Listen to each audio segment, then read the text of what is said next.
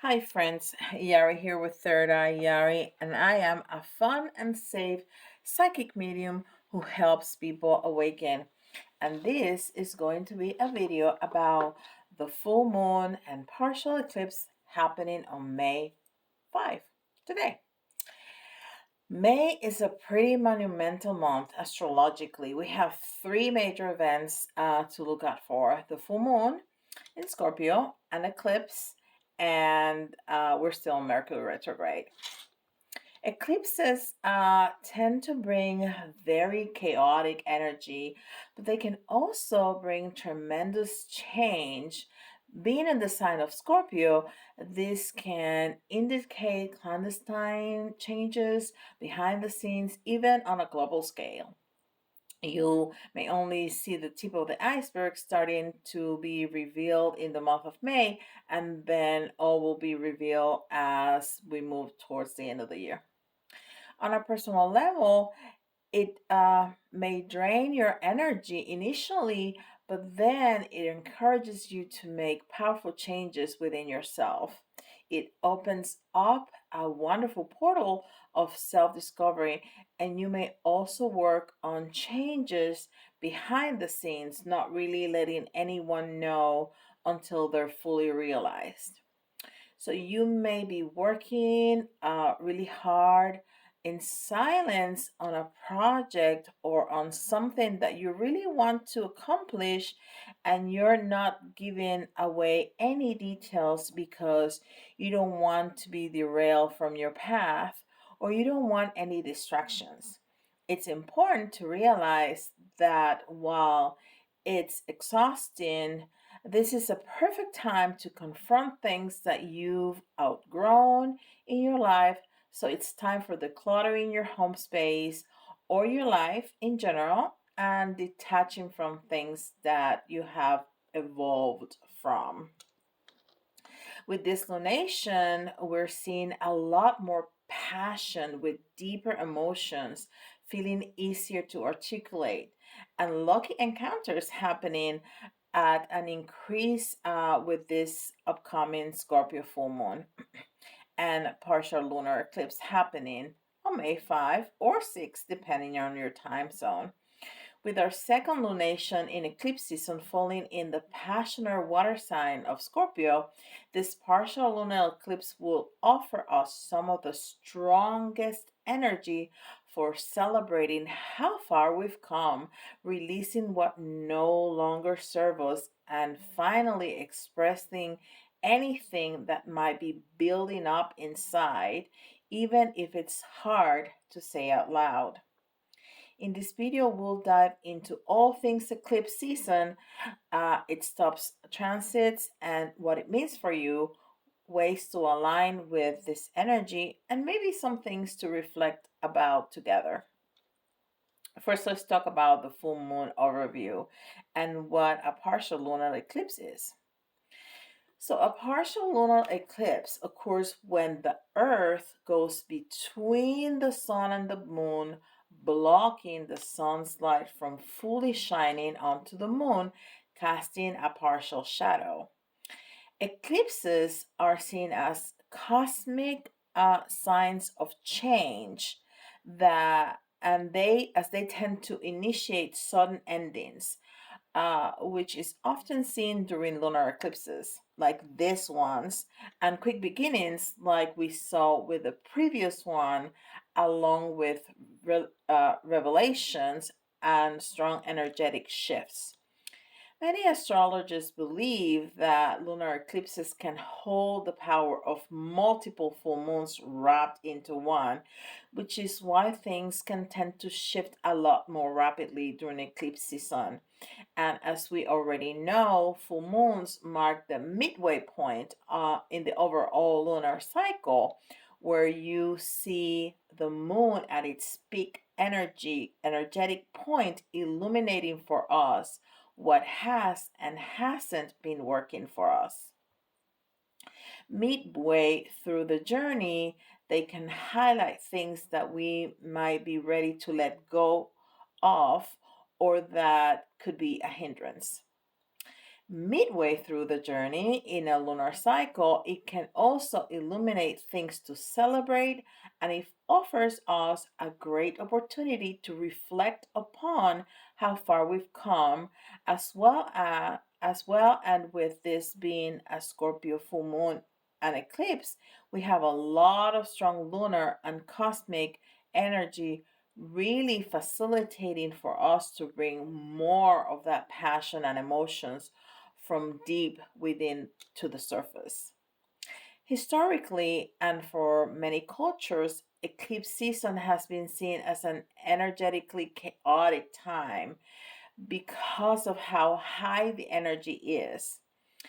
This is one of the many reasons why you see people who work within the metaphysical and spiritual astrological worlds tend to hold off on manifestation rituals due to the potential for chaos that eclipses can bring. It is for those reasons that I say that the spirit of time, especially between the previous Aries moon in April and the Scorpio moon that we're having in May, it won't necessarily be the best time for moon rituals, manifestations, or moonlight crystal charging sessions that we usually do during regular full and new moons. As many of you already know, we're always manifesting through our thoughts, our actions, and our behaviors. Every action has a reaction, and karma doesn't take a break during eclipse season. And it's not because things absolutely will go wrong. I like to describe it as flying a kite with a lightning storm nearby. We can find endless ways to have fun. So why fly a kite when there's a storm nearby that can potentially electrocute you? We want to be careful and find something else to play with. Just because there's going to be a lightning storm doesn't mean automatically that you'll be electrocuted. It means that the likelihood is much higher. So find something else to play with that is a safer choice.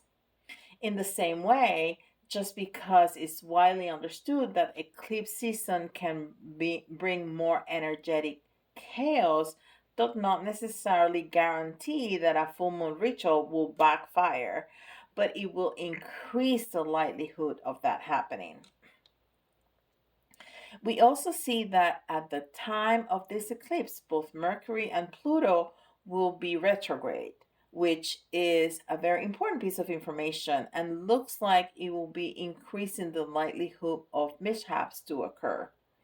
In terms of should or shouldn't we do rituals during eclipse season, it's completely up to you. When we see a lunar eclipse, specifically in the sign of Scorpio, this water sign that brings this heightened passion, intensity, and desire to the equation, it makes Scorpio full moon a very powerful time for expression of love, boundary setting, and finally expressing how we truly feel. This can be a great time to follow our passion into a deeper level and leaning into our intuitive abilities. All these are very energetically supported during this time of this eclipse.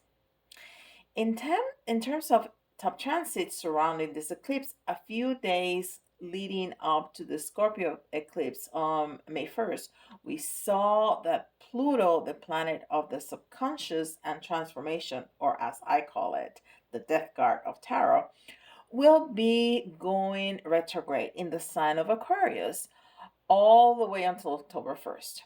Pluto retrograde is a regular cycle lasting 5 or 6 months every single year. And with it being an outer planet, there's a lot less need to worry about its impact comparison to the inner planet retrogrades, like for example Mercury. When Pluto is in retrograde, it can be a very conducive time for reflecting on our relationships with power and control within our lives. Pluto being the planet of transformation, the subconscious, and change, When in retrograde, there can be this increase in stagnation around changing things in our lives. And it can look like maybe wanting others to change instead of us. Common common Pluto retrograde themes are our need for power and control. It can also look like us noticing more internal roadblocks in terms of change, and we might become more aware of our own subconscious roots of self-sabotage. This retrograde over the next few months can be a powerful time for exploring the root of why our subconscious behaviors manifest the way they do. Overall, Pluto retrograde can be best handled if we are aligned through letting go in order to transform. Letting go of trying to force things or trying to change people or ideas or perspectives and focus more on what we control naturally, what we're born being able to control, which is our own behavior, our own perceptions, and how we choose to respond to things. So, if you know that there's highlighted relationship issues that you cannot control, sometimes letting go and setting boundaries can be exactly what we need. Putting it all together. You have until October to work on things that this donation may put a spotlight on in our subconscious. So if you notice something, start working on it nice and slow, but with purpose. Since Pluto is an outer planet, its influence is not going to be felt so strongly. Remember, slow and steady win the race. Now, for anyone looking for beneficial transit within the realms of the love department, Venus sextile Jupiter at this time of this eclipse will offer some very dreamy and auspicious energy for our relationships, new and old.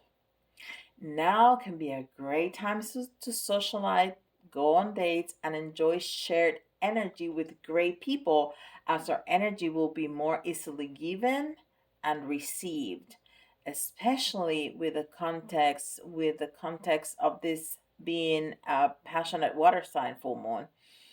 A lot of our emotions and our energy and our aura will be a lot more permeable, which can be great if we are with the right people to really share faith and have beautiful collective vibes. But on the other hand, it can be important to protect our energy as well if we're noticing that we are already feeling a little bit more sensitive during the full moon. It might not necessarily be the best time to be out, especially with anyone or at our environments where we don't feel the most at ease with.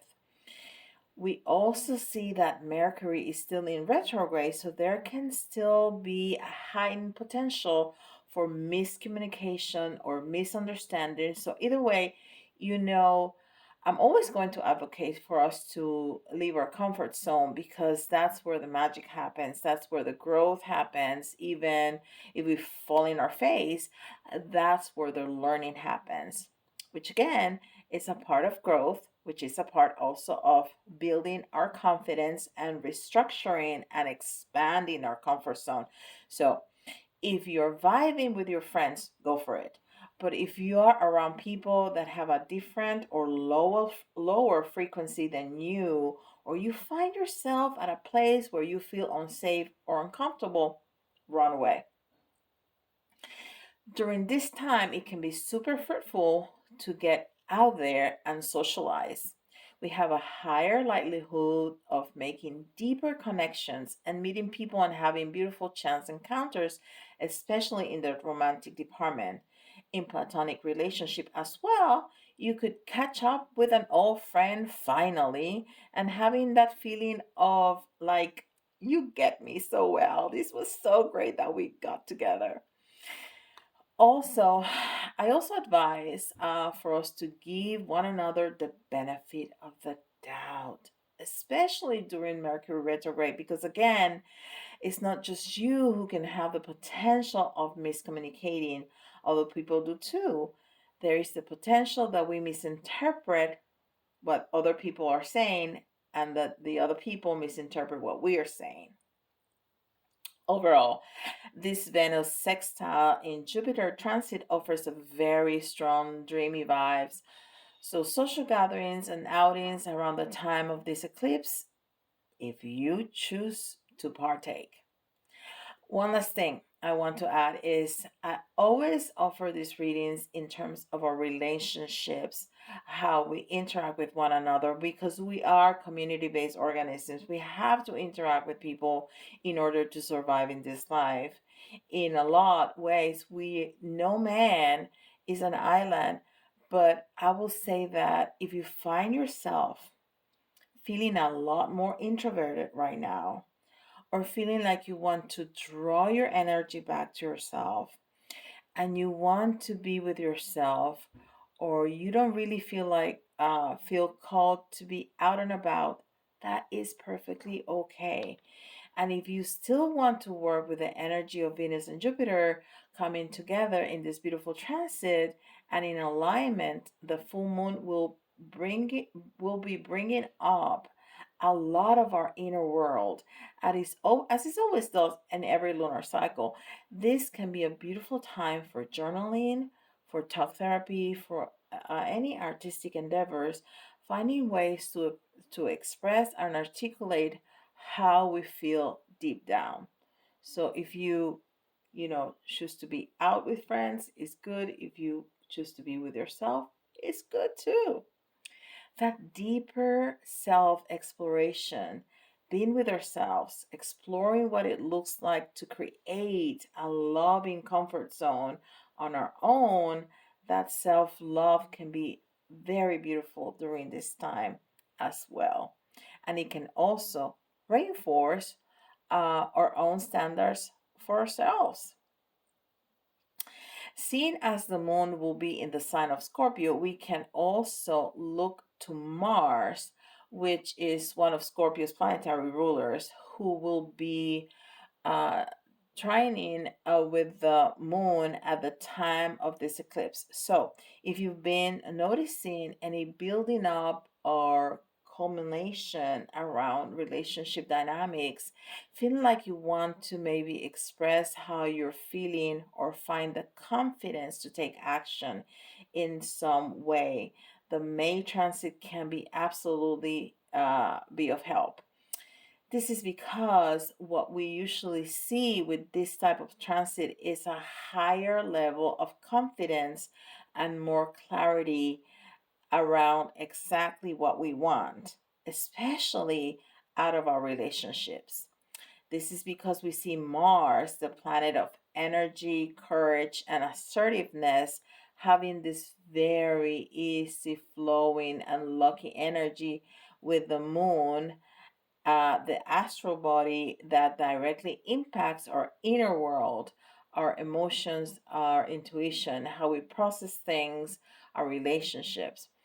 So, considering that the full moon has a powerful potential for bringing up our inner world to the surface, now we can be now it can be a powerful time for expressing our feelings, standing up for ourselves, and allowing our pure enthusiasm and energy to flow through without worrying about the other people's perception of it. I think many of you will be surprised by how contagious your energy really is when you allow it to flow, especially with the right people. By the way, if this video has been resonating with you so far and you're enjoying it, be sure to hit the like button, subscribe if you haven't already, and also to hit the notification bell as I make videos like this for every full moon, new moon, and it's deeply appreciated. Any support that you can give, and it's free, so why not?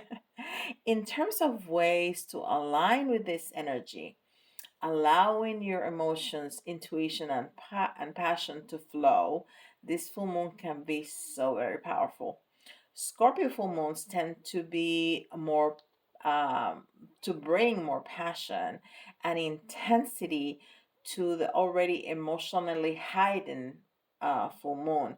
So if you feel that anything uh, might be coming to the surface at this time, or anyone around you is feeling that way, holding space for that comes through can be very powerful.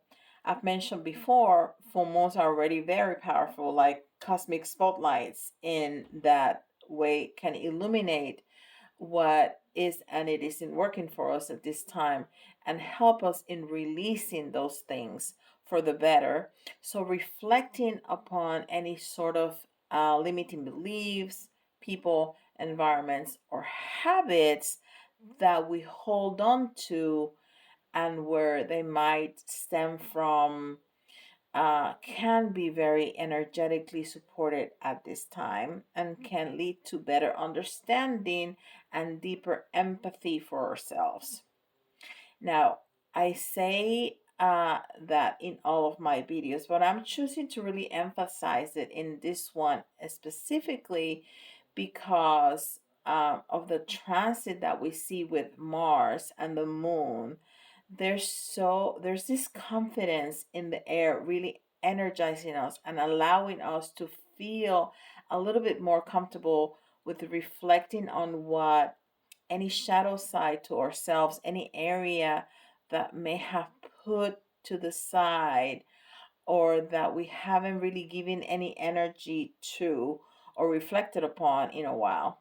Remember, Mars is a masculine energy ready for action, and the moon is feminine and is our inner world and our emotions, intuition. So we could be holding on to past experiences or memories or tendencies because at some point we felt that we needed them to survive, and often they helped us in many ways. And so it's more about understanding ourselves on a deeper level that we can take steps in the direction to seek what we want with less friction with the unconscious parts of ourselves potentially holding us back. So, some things to consider. In what ways can you channel your passion or stronger emotions to your benefit? What are you ready to celebrate during this full moon? This can be big or small moments of gratitude, big or small wins, as every step of the journey matters. All right, I'm going to end this video here, but if you made it to the end, I'd love if you could comment, even an emoji to let me know that you made it to the end, or if you comment what you thought about during the reading. If you noticed any of these energy shifts already, I tend to notice a lot of them around up a week before the eclipse or the lunation. And with that, happy full moon, eclipse, and retrograde. See you all tomorrow. Love and light.